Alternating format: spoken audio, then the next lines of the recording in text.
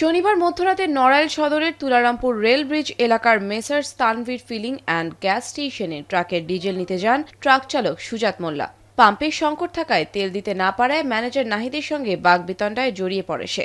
এক পর্যায়ে চালক সুজাত স্টেশন ম্যানেজারকে ট্রাক চাপা দিয়ে হত্যা করার হুমকি দেন। নিহতের স্বজনদের অভিযোগ, কাজ শেষে নাহিদ রাত 2টার দিকে মোটরসাইকেলে করে বাড়ি যাওয়ার পথে পিছু নেয় ট্রাক চালক। এক পর্যায়ে ম্যানেজার নাহিদ ও কর্মচারী জিহাদকে চাপা দিলে ঘটনাস্থলেই মারা যায় নাহিদ।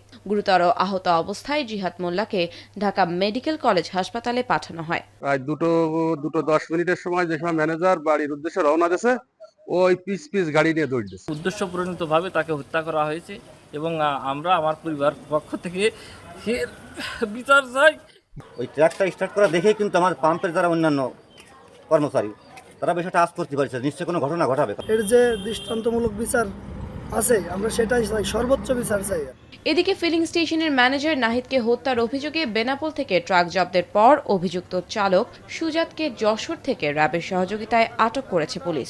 এদেরকে ধরার জন্য বিভিন্ন জায়গায় আমাদের টিমকে মাঠে কাজ করতে বলি।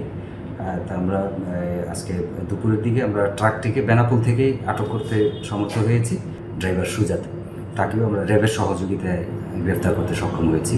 নিহত স্টেশন ম্যানেজার নাহিদ ও অভিযুক্ত ট্রাক চালক সুজাতের বাড়ি নড়াইল সদরের একই গ্রামে।